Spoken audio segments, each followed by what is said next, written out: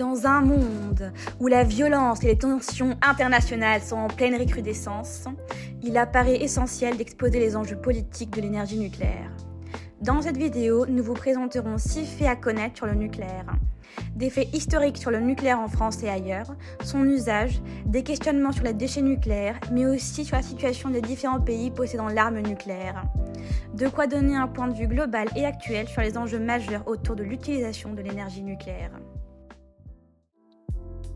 Pour parler d'énergie nucléaire, il est tout d'abord nécessaire d'expliquer ce qu'est la radioactivité. Au sein d'un atome, il existe normalement le même nombre de charges négatives que positives. Cependant, il peut arriver que les protons, les charges positives dans le noyau, perdent une ou plusieurs charges. L'atome devient par conséquent instable et va nécessairement chercher à rétablir cet état. Un atome instable, ou isotope, cherche à redevenir stable, ce que l'on appelle la dégradation, et émet un rayonnement. Il existe plusieurs types de rayonnements, alpha, bêta, et le plus dangereux, gamma, qui émet des rayonnements électromagnétiques dits ionisants. C'est-à-dire qu'ils sont susceptibles de modifier eux aussi la structure d'un atome. C'est pourquoi il faut être très attentif. Les règles de base pour réduire l'impact d'un élément radioactif sont de limiter le temps d'exposition et augmenter au maximum la distance avec un élément radioactif. Ces rayonnements étaient mis en évidence pour la première fois par Henri Becquerel en 1896, bien que le phénomène ne soit pas encore complètement compris. Par la suite, une série de découvertes par de grands chercheurs et chercheuses tels que Marie et Pierre Curie, Rutherford, Frédéric et Irène Joliot-Curie découvrent la radioactivité artificielle. En 1938, la première fission d'un atome est effectuée et a été officiellement interprétée par Lise Meitner et Otto Fritzsche l'année suivante. Dès 1939, des équipes à Paris, à Columbia et ailleurs montrent que chaque fission d'uranium émet plusieurs neutrons, condition indispensable pour entretenir une réaction en chaîne auto-entretenue. Des physiciens comme Léo Szilard envisagent à la fois des réacteurs pour la production d'énergie et la possibilité d'une arme inédite. L'annonce de la fission coïncide avec la montée des tensions internationales. Des scientifiques alertent leur gouvernement sur le potentiel militaire de l'uranium.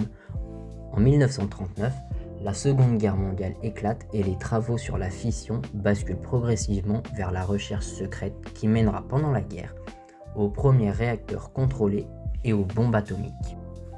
C'est aux États-Unis que des scientifiques collaborent au sein d'un projet secret à l'initiative du président Roosevelt, le projet Manhattan. Le but est de créer une arme de destruction massive avant que l'ennemi ne le fasse.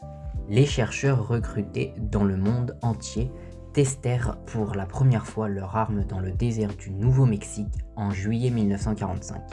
Une fois testée, les États-Unis utilisèrent cette arme contre le Japon le 6 et le 9 août 1945 sur les villes d'Hiroshima et Nagasaki. À la fin de la guerre, l'arme nucléaire est présente dans 4 pays, les vainqueurs, les États-Unis, l'URSS, le Royaume-Uni et la France. La Chine ne mettra pas longtemps à acquérir cette arme. Elle expérimente son premier essai en 1964. Aujourd'hui, 9 pays possèdent l'arme nucléaire. En plus des 5 cités précédemment, l'Inde et le Pakistan l'ont obtenue. Israël l'a développée grâce à ses liens avec les États-Unis et la Corée du Nord renforce son arsenal avec. Posséder l'arme est devenu un enjeu géopolitique majeur. De par les dégâts que celle-ci peut provoquer, on parle maintenant d'armes de dissuasion. Chaque pays aurait un intérêt à la posséder. C'est pourquoi un traité sur la non-prolifération des armes nucléaires est signé en 1968. Cet accord international multilatéral, dont 189 États font partie, stipule qu'aucun pays n'est censé effectuer de tests pour acquérir l'arme nucléaire. De plus, le traité instaure la coopération dans l'utilisation pacifique de cette énergie, c'est-à-dire qu'aucun pays ne doit utiliser l'arme à des fins militaires. Finalement, ce traité essaye de pousser les pays qui la possèdent à réduire leur stock. Ce traité est d'une efficacité relative, car bien qu'il limite la diffusion des armes nucléaires, il n'engage en rien au désarmement des pays qui les possèdent. À noter que l'Inde et le Pakistan n'ont jamais signé ce traité et que la Corée du Nord s'en est retirée en 2003. Beaucoup d'organismes ont été mis en place pour contrôler, réguler, surveiller, informer et sensibiliser sur l'énergie nucléaire. L'organisme que nous représentons, l'Agence internationale de l'énergie atomique, est la principale instance intergouvernementale au monde pour la coopération scientifique et technique dans le domaine du nucléaire. Elle a été créée en 1957 et œuvre à la promotion de l'utilisation sûre, sécurisée et pacifique des technologies nucléaires. Sur le territoire français, il y a le Commissariat à l'énergie atomique et aux énergies alternatives, fondé en 1945. C'est un organisme public avec un rôle majeur dans la recherche, l'innovation et le développement. Le CEA intervient dans 4 domaines, la défense et la sécurité, les énergies bas carbone, c'est-à-dire le nucléaire et les énergies renouvelables, la recherche technologique pour l'industrie et la recherche fondamentale. Cela fait référence aux sciences de la matière et aux sciences de la vie. L'autorité de sûreté nucléaire et de radioprotection est une autorité administrative indépendante. Elle assure au nom de l'État français le contrôle de la sûreté nucléaire et de la radioprotection pour protéger les personnes et l'environnement. La sûreté nucléaire est la responsabilité du gouvernement de maintenir la sécurité. Les missions s'articulent autour de la réglementation, le contrôle et l'information au public. D'autres organismes équivalents existent à l'international et dans d'autres pays ayant des centrales nucléaires. Le nucléaire est par nature une énergie à faible émission carbone. Son exploitation produit de faibles quantités de pollution par rapport aux énergies fossiles. Elle produit 16 grammes de kilowatts de CO2. C'est 40 fois moins que le gaz et 4 fois moins que le solaire. Quand on parle de nucléaire vert, on parle en fait d'un label décerné par l'Union européenne. L'UE a créé ces labels pour pouvoir financer les recherches et les nouvelles technologies dans le cadre de ses objectifs climatiques de réduction d'émissions de gaz à effet de serre d'ici 2050.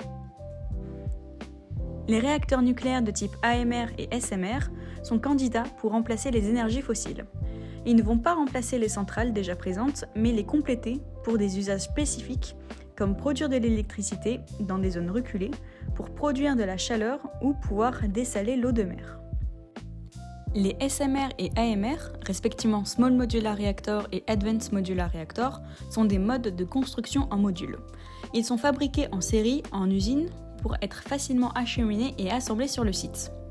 Ce qui différencie ces deux types, ce sont les technologies utilisées. Les SMR sont basés sur une technologie de réacteur refroidi à l'eau. Les AMR peuvent avoir plusieurs modes de refroidissement qui sont source d'enjeux environnementaux. En effet, les AMR à neutrons rapides permettent de réutiliser de la matière énergétique des centrales nucléaires. Ces AMR ont été conçus dans les années 1960 pour répondre à 5 objectifs concernant le nucléaire.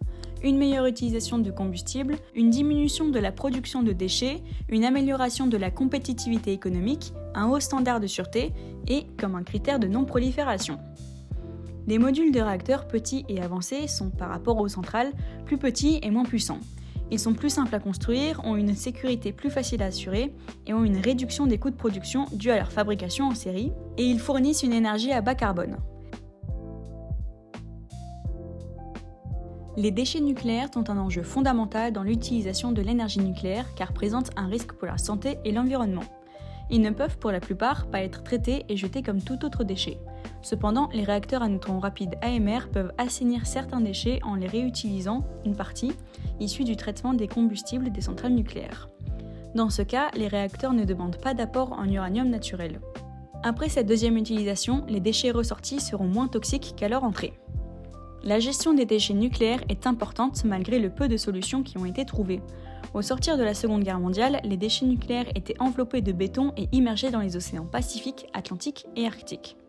La communauté scientifique pensait alors que l'océan diluait les radioactivités. Mais cette pratique a été interdite en 1993 par la Convention de Londres sur la préservation de la pollution des mers. Le stockage terrestre s'est donc imposé. On les incinérait ou les compactait avant de les enfermer dans les conteneurs en acier ou en béton. Ces stockages étaient alors possibles uniquement pour les faibles et très faibles émissions radioactives. Aujourd'hui, la France met en place le projet CIGEO pour l'enfouissement des déchets sur 100 000 ans et reconvertible sur 100 ans au cas où l'on trouverait une meilleure alternative.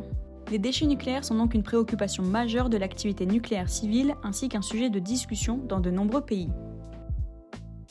Pour finir, les enjeux politiques engendrés par l'exploitation de l'énergie nucléaire portent sur la transition de l'armement nucléaire vers le nucléaire civil, sur la maîtrise actuelle de cette énergie qui pousse vers les petits réacteurs, et enfin sur cette nouvelle source majeure d'énergie décarbonée qui reste très surveillée.